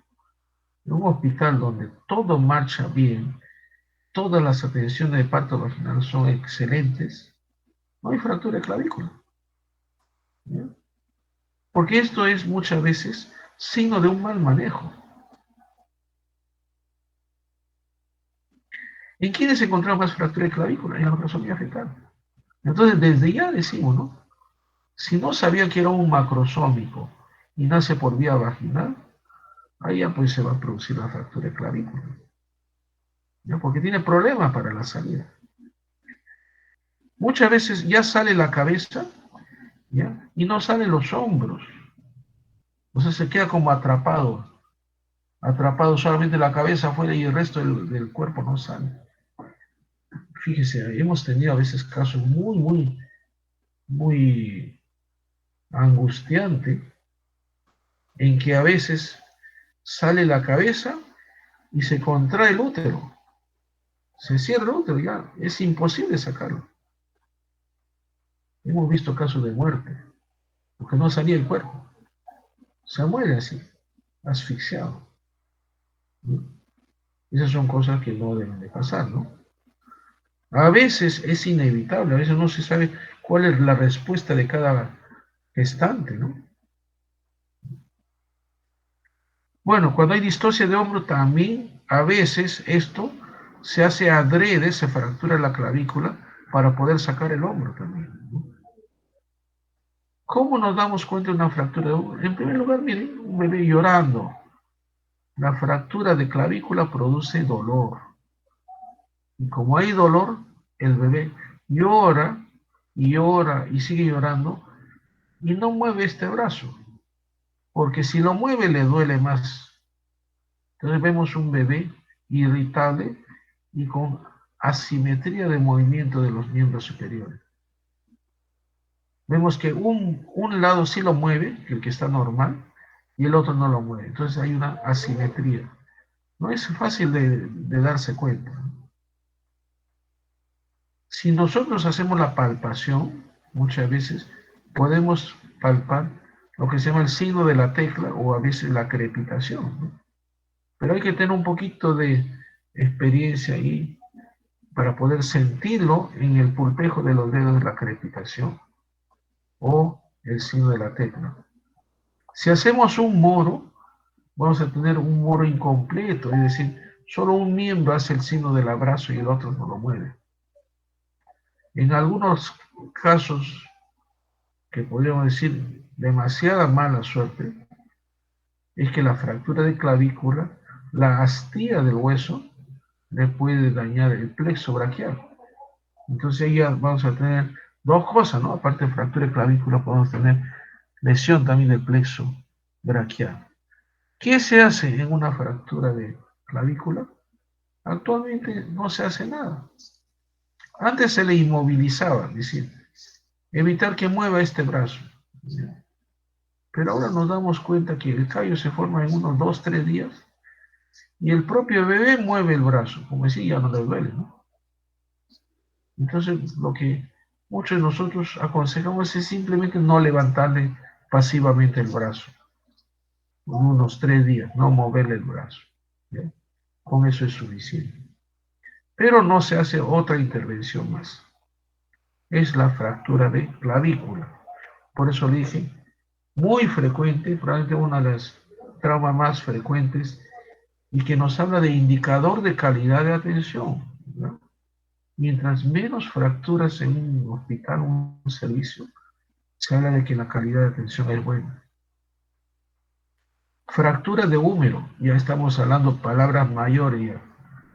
Esto ya no se puede ver normalmente una fractura de húmero, o sea, ya estamos hablando de un hueso largo, ¿no? ¿Cuándo se produce fractura de húmero? Hay diferentes situaciones, ¿no? Que no se puede sacar el hombre y se tiene que palanquear el brazo. Y esto de palanquear es la causa más frecuente de fracturar el miembro, ¿no? O a veces el bebé está atravesado y es una cesárea. Ya no quiere decir que siempre va a ser un parto vaginal. En una cesárea en la que el bebé está atravesado y no puede salir el bebé, está atrapado ahí, encajado, como se dice, ¿no? Y ni se mueve. ¿Cómo sacarlo del bebé? A veces hasta amplían más la incisión del corte, amplía más, así ya, de lado a lado, todo el abdomen, y no sale. Viene la desesperación, pues, ¿no? Empieza a palanquear, coge el brazo, jalar del brazo. El tejido del bebé, es decir, los huesos, son muy lábiles. Simplemente haciendo una presión excesiva del brazo, se puede fracturar, ¿ya? Entonces, hay diferentes tipos de fracturas. El mes pasado, bueno, hace 3 meses, nosotros recibimos un bebé con fractura de fémur. Y el mes pasado hemos recibido un bebé con fractura de húmero. Los dos casos eran cesárea que estaban atravesados. Y que para poder sacar al bebé han tenido que palanquear, ¿no? Bueno, la fractura de húmero, esto ya tiene que manejarlo el especialista, ¿no? Se tiene que a veces hacer tracción y se tiene que enderezar, pues, ¿no? Se tiene que enderezar. En los recién nacidos nunca se pone clavos. No, no se puede. No se puede. Hay que tratar de enderezarlo a los ponerlos. Lo más recto porque, fíjense, que si no está bien colocado, el bebé crece y crece asimétricamente, ¿no? Un miembro va a crecer más que el otro. Parálisis del nervio facial es otra lesión frecuente. Miren ustedes acá. Yo las preguntas que les haría, no tengo tiempo para estar conversando con ustedes, hacerle preguntas, pero mi pregunta que siempre hacía antes era, ¿cuál de los lados está afectado? ¿Este lado o este lado? Bueno, el lado afectado es el que no puede abrir la boca. No puede abrir la boca este lado. Porque este bebé está en un gesto de llanto. En un gesto de llanto, ¿ya? el bebé y ahora pues tiene que abrir la boca, ¿no? Y abrir bastante la boca. Entonces, el lado izquierdo está abierta la boca. El lado derecho no abre la boca. Entonces, el lado afectado es el lado derecho. El nervio facial hay de dos tipos de parálisis. La periférica, la parálisis periférica, compromete toda la hemicara, toda la hemicara. No frunce el ceño, no se ven arrugas en la frente. El periférico, ¿eh? O sea, compromete toda la hemicara. En cambio, la central solo coge de la mitad hacia abajo. O sea, el, la frente no está comprometida, ¿no? Aquí dice, las arrugas son simétricas, pero sí compromete el ojo, el ojo.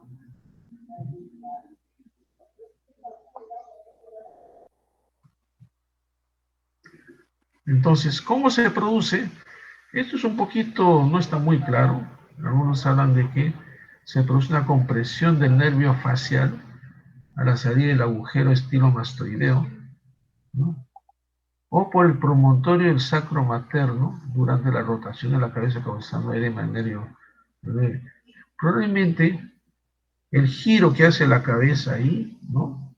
Se topa con uno de los huesos de la madre y ahí lo daña o le produce un edema, no sabemos exactamente qué, pero siempre ocurre en bebés que nacen por parto vaginal. Entonces ya hemos hablado del tipo central, ¿ya?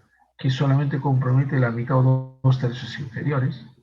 ¿Ya? Hay asimetría en el llanto, la boca se desplaza hacia el lado sano, el surco nasogeniano es profundo y hay movimiento de la frente y párpado normal. Mientras que en la periférica compromete todo el lado de la cara, la hemicara, ¿ya? En el caso del periférico, el ojo siempre está abierto, o sea, no puedes cerrar el ojo. Cuando llora, además de lo observado en la pared central, se ve también que está liso la frente, ¿no? Es la más frecuente, la periférica, la periférica. Fíjese, cuando el bebé no puede cerrar el párpado, puede producirse una ulceración de la córnea. Entonces aquí lo importante es este, colocar algún ungüento, ¿no? Para evitar que se ulcere la córnea. Esto vamos a pasar por alto el nervio frénico. Parálisis del plexo braquial, también relativamente frecuente. Y dentro de los tipos, vamos a ir al grano, este es el más frecuente, el Duchenne, que tiene una postura muy característica. Aquí lo que está dañado es el hombro, ¿ya? O sea, la parte más superior. Va del cervical 5 al cervical 7. El hombro no lo mueve. Entonces el brazo está pegado hacia el tronco, pero en rotación externa. Fíjese, esta es la posición que tiene. Entonces, por eso le llamaron los americanos, le llamaron la postura, la propina al mesero, ¿no? Bueno, antes seguramente el mesero recibía la propina así por debajo de la mesa, ¿no? Entonces, esta era una, una, una postura que era muy camuflada, ¿no? Que no se daban cuenta los demás. Entonces, esta es la postura del Duchenne. La otra que se llama de Klumpke es menos frecuente, ¿ya? En donde el hombro sí funciona, pero la mano no funciona. Entonces aquí sí tenemos movimiento del hombro, pero la mano no funciona. Lesión en otros órganos, aquí ya estamos hablando también de palabras mayores. Cuando se daña un órgano intraabdominal, es un trauma muy, muy serio. O sea, cuando se daña alguna de las vísceras. Dentro de las vísceras, el hígado es el más frecuentemente afectado. ¿Ya? El hígado. De los pocos casos que yo he visto con daño del hígado, donde se produce un hematoma subcapsular. El hematoma subcapsular. Los pocos casos que he visto han fallecido, porque era un trauma muy severo, que produce anemia severa y que produce shock, es decir, mueren chocados por hipovolemia. Entonces, el hígado es el órgano más afectado y muchas veces es por presión directa ejercida sobre el hígado, ¿no? Entonces, no pueden sacar al bebé, lo manipulan, lo mueven, tratan de darle vueltas, a ver cómo sale, presionan el abdomen y en esa presión pueden dañar el hígado. A veces no se sabe qué cosa es lo que tiene el bebé. Se le ve pálido, ¿no? Entonces tiene que pensar por dónde está sangrando. Yo le diría que las partes por donde sangran más frecuentemente son dos. O sangra por el abdomen o sangra por la cabeza. La hemorragia intraventricular, que le dije. Ambas pueden ser mortales. Entonces, un diagnóstico, porque hay que saber sospecharlo primero. Si uno sospecha, rápidamente coge un ecógrafo. Ahora las unidades de cuidados intensivos tienen un ecógrafo en el servicio. Se puede ver si tiene hemorragia en la cabeza o si tiene hemorragia en el abdomen, ¿no? Entonces se puede hacer un diagnóstico fácilmente, pero hay que pensarlo en el diagnóstico. Fractura femoral, otro hueso largo, otra fractura seria, severa. Hace 3 meses hemos recibido de Ayacucho un bebé con fractura femoral. ¿Qué había pasado? Estaba en posición transversa, dice no cesárea, no salía el bebé, desesperado el cirujano, lo palanquea por el muslo y le fractura. Exactamente esta figura tenía, así, o sea, ni siquiera estaba alineado. Y lo poco que pudieron hacer era alinearlo, ponerlo así más o menos derecho, pero estaba montado uno sobre el otro. No estaba, como se dice, pico a pico, ¿no? Estaba montado. Lamentablemente, cuando el bebé crezca, ¿ya? Este miembro va a crecer menos que el otro, porque la longitud total del miembro que está sobrepuesto ya es menor. Entonces ahí vamos a tener problemas de diferencia de longitud del miembro. ¿Cómo sospechamos tanto una fractura de fémur como de húmero? Primeramente, porque dolor, esto duele un montón. Segundo, no moviliza el miembro, porque cuando lo moviliza le produce más dolor. Tercero, si pasan las horas, si pasan hasta el día siguiente, esto se hincha. Entonces, si vemos un miembro más hinchado que el otro, primero descarte una fractura de hueso. Entonces, el efecto inflamatorio produce aumento de volumen. Entonces, ya hay varias